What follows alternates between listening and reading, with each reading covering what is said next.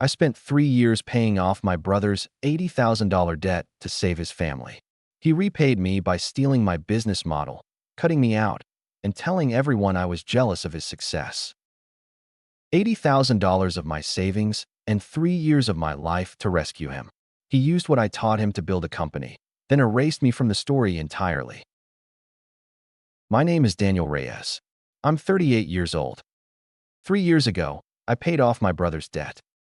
$80,000. Every cent I had saved over a decade of grinding. I didn't loan it to him. I gave it to him.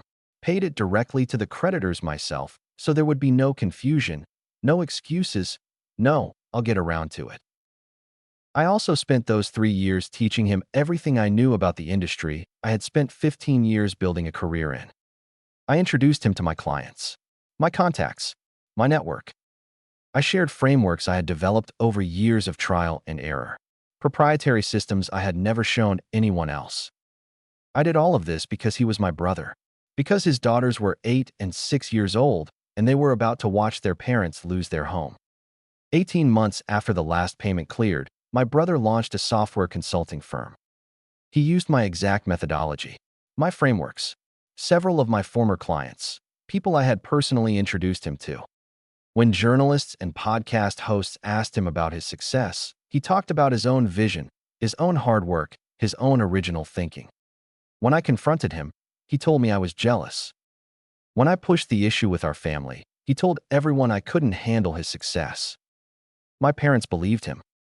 I cut off all contact.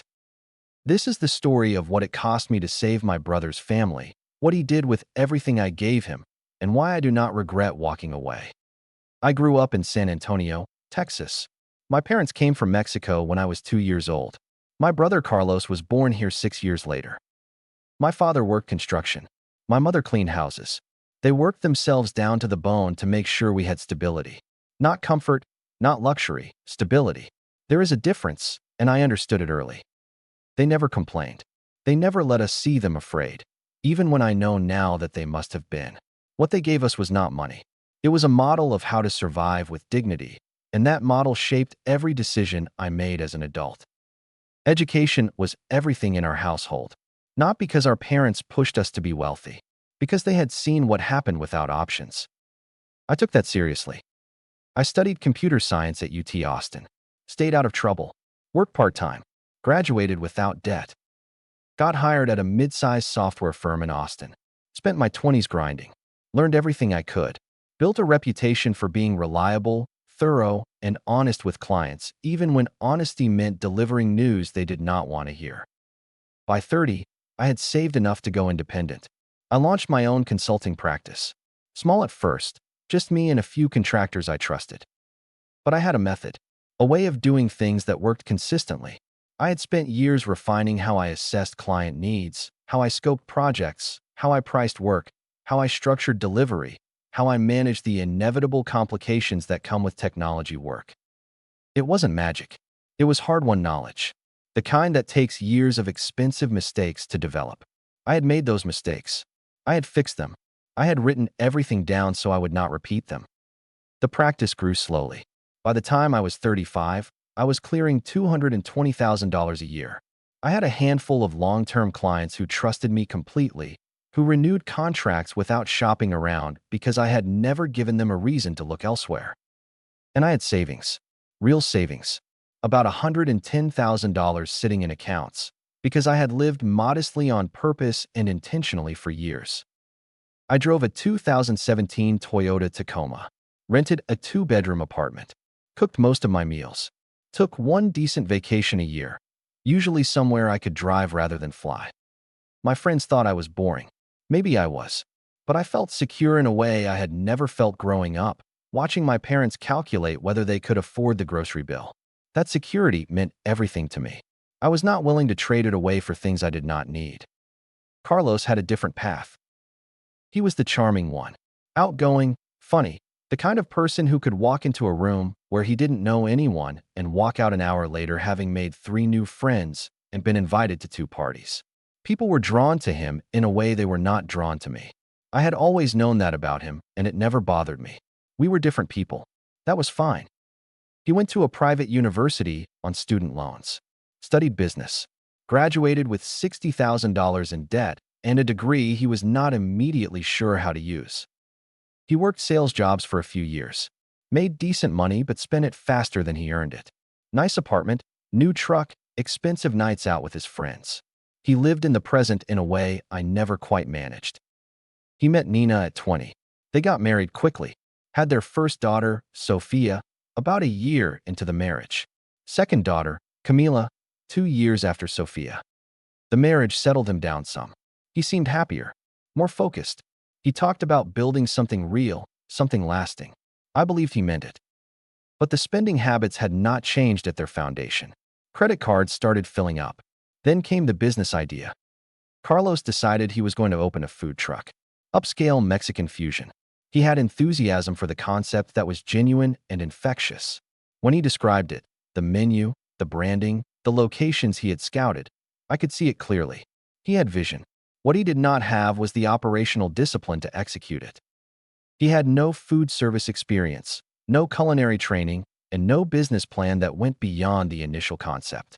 The numbers he had sketched out were optimistic in ways that any honest accounting would have corrected, but he moved forward. He borrowed money from 3 different lenders to fund the launch. High-interest personal loans, predatory rates, terms that would have made any financially literate person walk away from the table. Carlos signed everything. The food truck struggled from day one. He underpriced the menu because he wanted to build a following quickly. He overstaffed because he did not know how to manage labor costs. He picked locations based on how they felt rather than foot traffic data. He burned through cash with the particular velocity of someone who does not yet understand that a business is not an idea.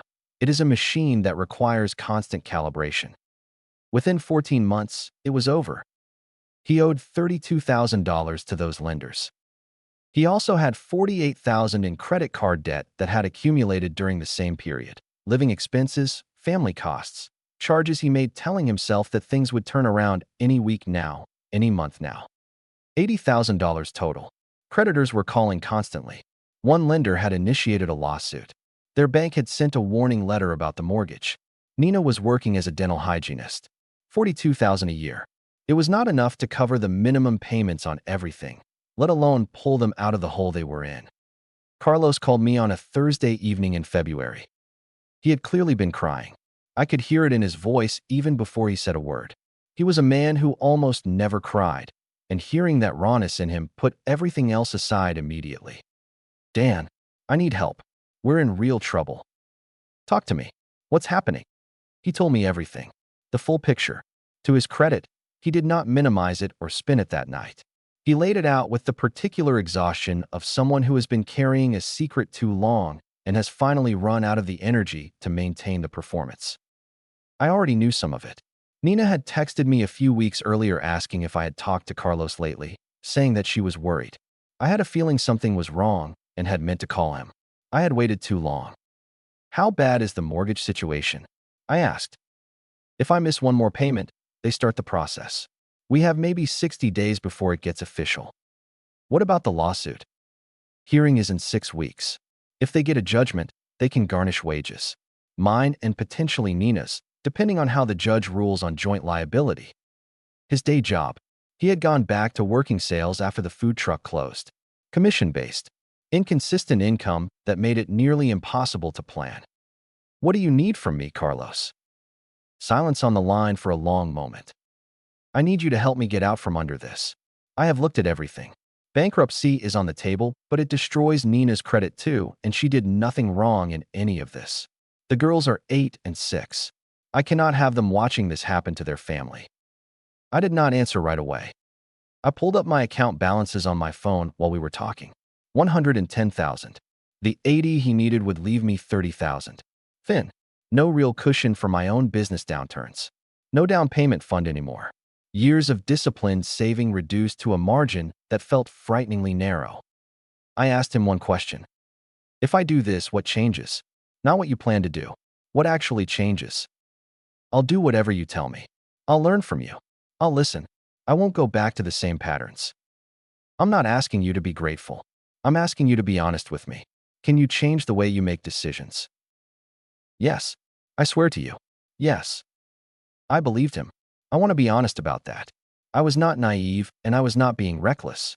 I genuinely believed him because the man on the phone that night sounded broken in a way that I thought could only lead to growth.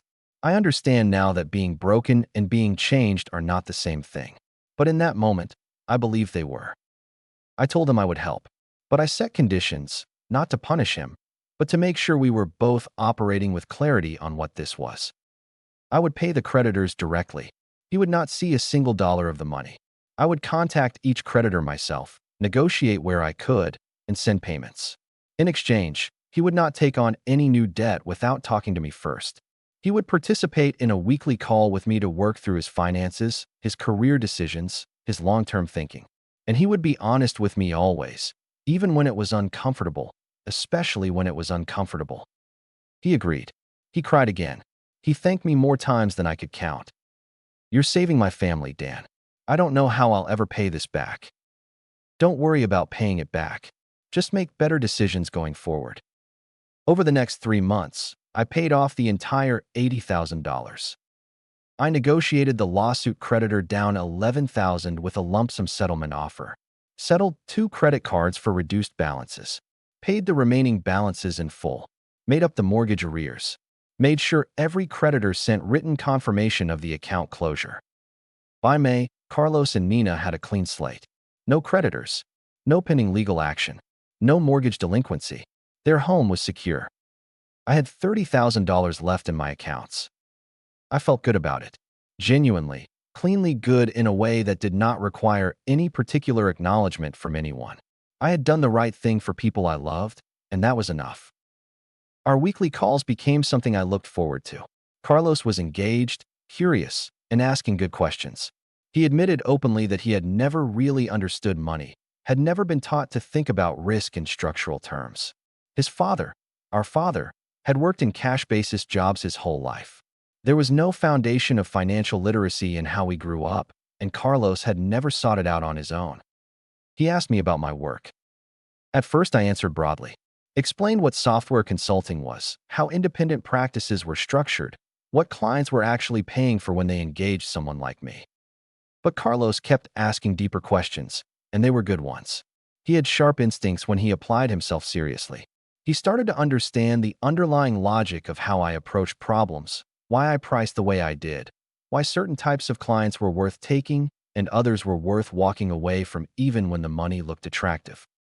He asked if he could shadow me on some projects remotely, observe client calls from the background, see how I ran the early stages of an engagement. I said yes. Over the following year, he participated in 5 of my client engagements from the sidelines. He watched how I ran discovery sessions, the specific questions I asked, the order I asked them in, the signals I was reading while a client was talking. He observed how I wrote proposals, how I structured timelines, how I communicated when a project hit a complication. He saw me navigate a scope dispute with a client who was pushing hard for work outside the original agreement. He watched how I resolved it without losing the relationship or the contract. He also asked to see my internal frameworks, the systems I had developed and documented over years for assessing client readiness before taking an engagement, for pricing work in ways that protected margin while staying competitive, for managing delivery risk in the specific context of small to mid-sized technology projects. I had spent years writing these frameworks up properly. They were not just ideas. They were structured documents, decision trees, assessment rubrics, template language for proposals and contracts. They were the backbone of why my practice ran smoothly when other independent consultants I knew were constantly in chaos. I shared them with him. I want to be clear about that moment and what it meant to me at the time. I shared them freely and without hesitation because I wanted him to succeed. I had no interest in gatekeeping knowledge from my own brother. He was trying to rebuild something honest and productive, and I had tools that could accelerate that effort. Sharing them felt generous, not risky. That judgment turned out to be wrong, but I made it with full consciousness and with good intent. I also introduced him to 3 people in my professional network. The first was Marcus Whitfield, who managed technology infrastructure for a regional healthcare organization and had used my firm for 3 separate projects over 4 years. I called Marcus personally, explained that my brother was building his skills and experience in consulting, and asked if Marcus would be open to a brief introductory call. Marcus was gracious. He took the call and was warm with Carlos. The second was Lorena Park, who owned a mid-sized retail logistics company in Central Texas. I had completed 2 projects for Lorena, and we had a good professional relationship. I made the same introduction with the same framing. The third was James Okafor, who managed an independent investment group and had been a long-standing client of mine through several years of intermittent project work. I told James that Carlos was sharp, was developing quickly, and might be worth a conversation if smaller-scale work came up in the future. All 3 of them were warm to Carlos specifically because of my endorsement. They had no reason to take his call otherwise. He was an unknown with no track record in the industry. My name opened those doors. By the end of that second year, Carlos had completed 2 small projects independently. Basic work, scoped conservatively, well within what I knew he could deliver. But he delivered. He met deadlines, communicated clearly, and the clients were satisfied. He was building something real. I was proud of him, and I told him so. Then things shifted in a way I did not notice until it was already over. The weekly calls became less frequent. Carlos said he was busy, which I took as a good sign. He was working, building momentum. He stopped asking for feedback as regularly. I interpreted this as growing confidence. He was less available when I called, brief in his texts, not cold exactly, but occupied. I thought, he is finding his footing. That was the goal. I stepped back to give him room. 18 months after the last debt payment, roughly 3 years after that February phone call, I was on my couch on a Sunday morning, scrolling through LinkedIn with coffee, when I saw a post from a marketing contact I did not know well. Excited to announce that we have signed with Resolve Edge Consulting for our digital infrastructure project. Incredible team with a truly original methodology. Resolve Edge Consulting. I did not recognize the name. I clicked through. The company page had launched 3 weeks earlier without my knowledge. The founder and CEO was listed as Carlos Reyes. I stared at the screen for a long time. I clicked into the About section and read the company description. The language was different from my own materials, different words, different sentences throughout. But the structure, the philosophy, the core approach described in the overview was my framework. My 3-phase delivery model, the one I had developed and iterated on over 5 years. My discovery methodology, the systematic approach to client intake that I had documented and refined. My pricing philosophy, explained in language that followed the logic of documents I had shared with Carlos specifically during his mentorship. In some places the similarity was paraphrased.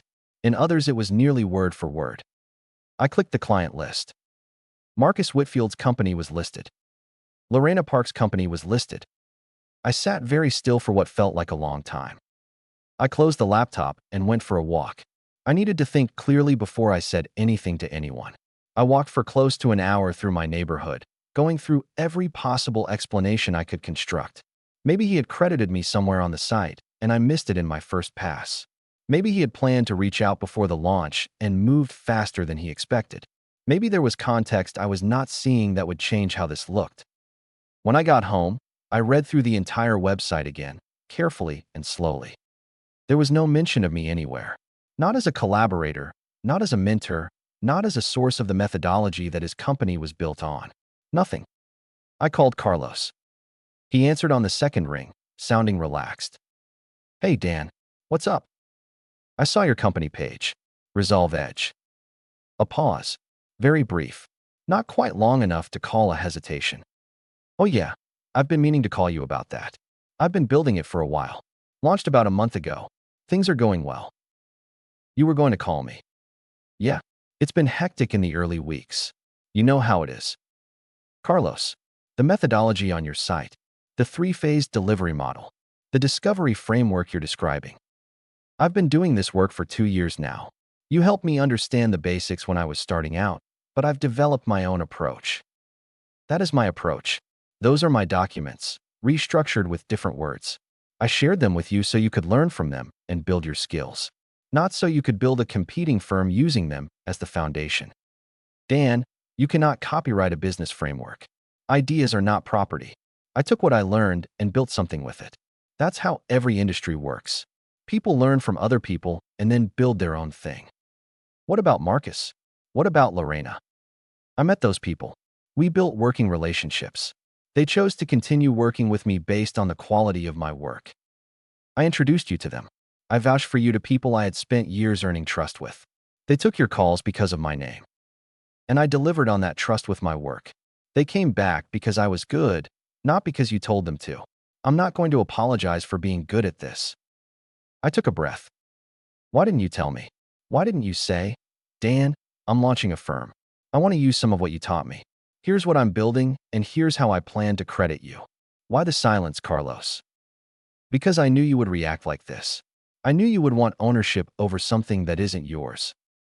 That sentence landed harder than anything else he said during that call. I don't want ownership. I wanted to be told. I wanted the basic courtesy of a conversation. After everything. After everything. His voice shifted, sharper and quieter at the same time. Dan, you helped me. I am genuinely grateful. I will always be grateful. But that gratitude doesn't mean you own my career. It doesn't mean I have to get your approval before I build something. That is not what I'm asking for. It sounds exactly like what you're asking for. We went back and forth for another 20 minutes. He was calm throughout in a way that felt prepared rather than natural. He returned to the same positions each time I challenged them. He was grateful. He had done good work. He had developed his own thing. I was confusing teaching with ownership. He never raised his voice. He stayed composed. When I finally said goodbye and set the phone down, I was shaking in a way that had nothing to do with anger and everything to do with the specific disorientation of realizing that the person you love has been living in a completely different version of the story you both believed you were inhabiting together. I gave it 2 full weeks before I said anything to anyone else. During those 2 weeks, I went back through every document I had shared with Carlos. I compared them systematically, section by section, against the content on his website and against proposal documents he had sent to Marcus and Lorena, documents that both Marcus and Lorena forwarded to me without hesitation when I reached out privately and asked. They both expressed genuine discomfort about the situation. Neither of them was unaware of what had happened. The documents were not inspired by my frameworks. They were not adapted loosely from my frameworks. In several sections, they were my frameworks with the surface language changed. The underlying architecture, the sequence of the process, the criteria for each stage, the rationale for the pricing model was identical. Renamed, lightly reworded, but structurally and substantively the same work. I consulted an attorney, not because I had decided to pursue legal action, but because I needed to understand my position clearly before I made any decisions. She told me what I had suspected. Without formal documentation establishing the frameworks as trade secrets, and without any non-disclosure agreement, which I had not used with Carlos because he was family and the concept had felt like an insult to our relationship, my legal position was complicated. The frameworks were mine by creation. Proving misappropriation without documentation was difficult and expensive, and the outcome was uncertain. "Do you want to pursue it formally?" she asked. I thought about it for several days after that meeting. "Not right now," I said. "I need to deal with the family piece first." The family piece. Our parents still lived in San Antonio. I drove down on a Saturday and sat with them at their kitchen table and laid out everything calmly and completely. The debt payments, the mentorship, the framework documents, the client introductions, the timeline from the first call in February to the company launch 18 months after the final payment. All of it, clearly and without editorializing. My father was quiet throughout. He asked a few clarifying questions. My mother's face was careful and unreadable. When I finished, my father said, "Have you spoken to Carlos directly about this?" "Yes, I told you what he said. He has a different version of events." My mother added, gently, "He called before you arrived." Of course he had. "What did he tell you?" "He said you were upset because his business is doing well. He said you feel that you deserve ongoing credit for his success because you helped him several years ago. He said he loves you and respects what you did, but that he needs to be allowed to build his own life without your approval." I looked at them both for a long moment. "Do you believe that? After everything I just told you?" My father looked uncomfortable. "I think both of you have valid perspectives." "Dad, This is not a prospective situation. This is a factual situation. I paid $80,000 to clear his debt. I shared confidential work materials with him. He launched a company built on those materials without telling me, took clients I personally introduced him to, and is now publicly describing the methodology I developed as his own original work. That is a sequence of events, not a feeling. You told us yourself you gave them money as a gift, my mother said. Her voice was gentle. She was not attacking me. She genuinely believed what she was saying.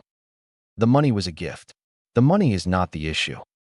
Then what is the issue, Daniel?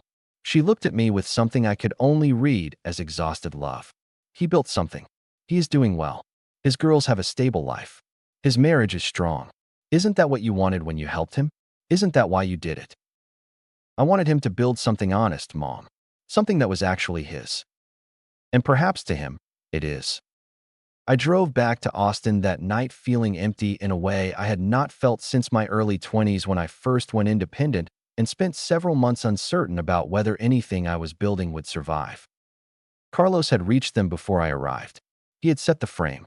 By the time I walked through the door, I was already cast as the older brother who could not stop holding a past sacrifice over his younger brother's head. Anything I said fit that frame because that is how frames work. Once they are in place, every piece of evidence confirms them. I understood why my parents received it that way. They wanted both of their sons. They had no desire to adjudicate this, no capacity to tell Carlos he had done something seriously wrong, and no way of evaluating the technical details of what had been taken and how. Choosing the simpler story was not cruelty. It was the only thing available to them. But it hurt in a way that I filed away carefully and did not look at too closely for a long time. Over the following months, Carlos gave 2 podcast interviews and was featured in an Austin business publication. In the podcast appearances, he discussed his entrepreneurial journey with fluency and apparent candor. The food truck failure, the hard lessons it taught him, the rebuilding period where he discovered his real calling in technology consulting. He mentioned that he had people in his corner during the difficult period. He did not name me. He described his methodology as something he had developed, what I built, my system, the approach I created. Full ownership language throughout, no attribution of any kind. In the business publication profile, there was a sidebar about his backstory. The food truck failure was mentioned briefly. He had mentors and supporters who helped him get back on his feet during a hard period. It did not say who they were. When the profile ran, my mother texted me the link with a message, "So proud of your brother. Aren't you proud too?" I did not respond. That was the last communication I had with any of them for 5 months. During those 5 months, I worked. I kept my practice running. I did not seek out replacements for Marcus or Lorena. They were Carlos's clients now, and whatever unfairness was embedded in that fact, I was not going to poison those relationships or make their professional lives complicated because of my situation. I moved forward. I found new clients. 2 came through referrals from current work, one from a regional technology conference where I presented on methodology and was approached afterward by a company that was looking for exactly the kind of engagement I specialized in. I expanded deliberately and on my own terms. I also spent time, more time than I wanted to need, sitting with what had happened. I had made a series of decisions, and every one of them was mine. Paying off the debt was my choice. Sharing the frameworks was my choice. Making the introductions was my choice. I had made all of those decisions without contracts or documentation because he was my brother, and I had trusted that relationship to be its own protection. That trust had been used against me. I needed to understand that without converting it into a lesson about never helping anyone, because that was not the lesson, and I did not want to become the person who learned the wrong thing from a hard experience. The more accurate lesson was something I had to sit with carefully. I had confused love with a contract. I had assumed that the depth of my investment in someone's well-being would be legible to them as an obligation. That was not a reasonable assumption. It was a feeling, not an agreement. And feelings, however genuine, do not protect you when the other person decides they are done feeling obligated. My sister-in-law Nina reached out 6 months after I had gone quiet. I want to say clearly, I had no issue with Nina. She had been decent to me throughout our relationship, and as far as I knew had no role in what Carlos had done. She was managing her own family, her own career, and her own life, and I held nothing against her. She texted asking if we could talk. I called her the next day. She did not call to defend Carlos. She was honest with me, which I appreciated more than I would have expected to in that moment. I know what Carlos did was wrong, she said. I'm not going to sit here and pretend I don't know what happened. I've seen the documents. I know what your materials looked like, and I know what his looked like. Okay. I'm not calling to fix that situation. I'm calling because Sophia and Camila ask about you. Sophia is 10 now. She notices the absence. She asked me last week why Tio Daniel doesn't come around anymore. I didn't know what to say. And Camila, she still has the birthday card you sent her. She keeps it in her nightstand. I had to take a breath before I responded. Nina, I love those girls. That has not changed, and it will not change. I know. Carlos knows it too. I think it bothers him more than his public face shows. It should bother him. It does. And honestly, the business is not going as smoothly as the LinkedIn posts suggest. 2 of the original clients have scaled back their engagements. He's having trouble closing new work at the level he wants, because the methodology runs thin when clients push hard on the underlying logic and he doesn't have the depth of experience to defend it. I heard that without feeling satisfied, which surprised me. What I felt instead was something closer to recognition, the quiet confirmation that you cannot build something durable on a borrowed foundation. I don't want him to fail, I said. I want him to tell the truth about what happened. He won't do that voluntarily, Nina said. You know Carlos. He has to be backed into a corner before he reconsiders anything. I know. I'm not asking you to reconcile with him right now. I'm asking if you'll stay in contact with the girls. They didn't do anything wrong. That was the hardest sentence of that entire conversation, and it was the truest one. I started calling Sophia and Camila on Sunday afternoons. Brief at first, then longer. Sophia was 10 and she talked about her school projects, the books she was reading, a complicated social situation with a girl in her class she could not figure out. Camila was 8 and still in the phase where she would hold a stuffed animal up to the phone and wait for me to address it directly before she would continue the conversation. I always did. It was the easiest thing I did all week. My parents tried to bridge the larger situation over the following year in their own way. My father drove to Austin once, and we had dinner together alone, just the 2 of us. He was deliberate and careful, and he said he was sorry that things had reached this point. He did not say explicitly that Carlos had done wrong, but he also did not repeat the frame that had been set when I first came to them. He said he thought he had not given enough space to my account of things when I first came to them. I should have waited longer before forming an opinion, he said. It was not a full acknowledgement, but it was more than I had gotten before, and I accepted it as the closest thing available. I did not go to San Antonio for the holidays that year or the year after. My mother stopped forwarding articles about Carlos's business and started calling me about other things, her garden, her friends, the shows she was watching. Slowly, patiently, rebuilding something smaller and less fraught through the accumulation of ordinary conversations. 14 months after Nina's call, Carlos sent me a text. It was short. I need to talk to you when you're ready. Not to argue, not to defend what I did, just to talk honestly. I know you may not be there yet, but when you are, I'm here. I read it 4 times over the course of that day. I did not respond immediately. I waited 3 weeks, which felt right, not as punishment, but because I needed to be certain I was responding from a grounded place and not from either residual anger or premature forgiveness. When I finally replied, I wrote, I'm not ready yet, but I will be. He sent back 1 word. Okay. That was it, and it was enough for where we both were. I don't know what a full reconciliation with Carlos looks like or whether it ever happens completely. I don't know whether he has reckoned with what he took from me in any way that goes deeper than the surface acknowledgement implied by his text. I don't know if he understands that what I lost was not only money. The money was a gift, freely given, and I stand entirely by that. But the frameworks I had built across 15 years, the client relationships I had earned over a decade, and the simple expectation that my brother would tell me the truth about what he was building with everything I gave him. What I do know is this. I am 38 years old. My practice is stable and growing. I have rebuilt a significant portion of what I lost, and I have rebuilt my methodology too, refined it further, documented it formally, and this time protected it in the ways I should have protected it from the beginning. I have two nieces who call me on Sunday afternoons and whose voices are the best part of my week without exception. I sleep reasonably well. I made choices that cost me, and I made them with full awareness, and I do not regret them even though they were used against me. Deciding to help my brother when his daughters were 8 and 6 years old and their home was at risk was the right decision. I would make it again. I would simply make it with proper documentation, which is not the same as making it with less love. It is making it with more honesty about what love actually requires to survive. The mistake was not the generosity. The mistake was the absence of clarity. The assumption that blood was sufficient documentation. The belief that the depth of what I gave would protect me from being erased from the story. It does not work that way, and I would have preferred to learn that differently. But I learned it, and I did not become someone I do not recognize in the process. I did not become bitter enough to wish Carlos failure or to contact his clients with the full history of how he acquired what he was selling them. I considered those options. I did not take them. I walked away instead.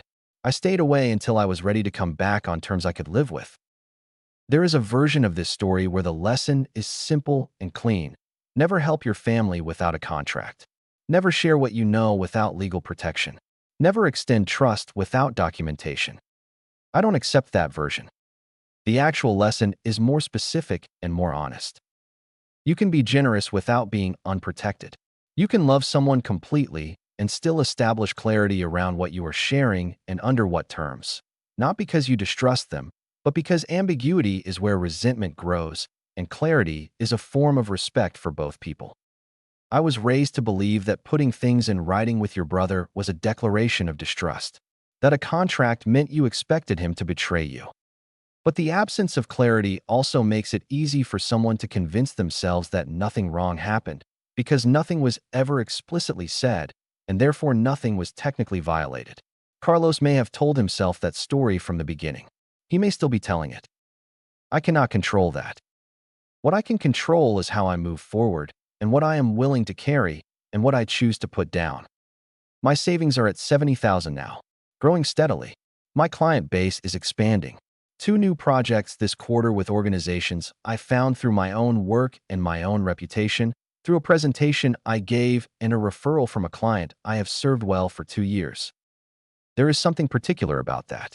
About knowing that every client I currently serve chose me because of what I do and how I do it, not because of a name I borrowed or a door someone else opened. If you have ever helped someone so completely that you left yourself exposed, financially, professionally, or emotionally, and then watched them use that help as a launching pad while telling everyone around them that you were simply jealous of their success, I want you to hear something. You are not wrong for being hurt by that. You are not petty for expecting acknowledgement. You are not bitter for deciding that you will not allow yourself to be used that way again. Protecting yourself after being left unprotected is not something to apologize for. Setting distance after a betrayal is not cruelty. Walking away from people who rewrote the story to make you the villain is not weakness. Help people. Be generous with what you know and what you have. Show up when the people you love need you to show up. But do it with your eyes open and with the kind of clarity that protects both of you, not just from each other, but from the version of events that memory and success and self-interest will eventually construct if nothing was ever written down. And if someone takes everything you gave them, your money, your methods, your relationships, and your years, and then tells everyone around them that the only explanation for your hurt is envy, you are allowed to close that chapter. You are allowed to close it firmly and to wait until the right reason to reopen it presents itself. That story is yours. The full version, with all the wire transfers and all the late calls and all the documents you shared because you trusted someone and thought that was enough. That story belongs to you, whether or not anyone else ever tells it correctly. And the version of you that showed up when your brother's daughters were 8 and 6 years old and about to lose their home, that version deserves to be remembered accurately, even if only by you. I remember him clearly. Have you ever spent years helping a family member build their stability, financially, professionally, or both, only to be erased from the story when things worked out? Have you ever watched someone reframe your sacrifice as jealousy to avoid accountability? Have you ever had to decide whether reconciliation was worth what it would cost your own sense of what is true? Share your experience in the comments.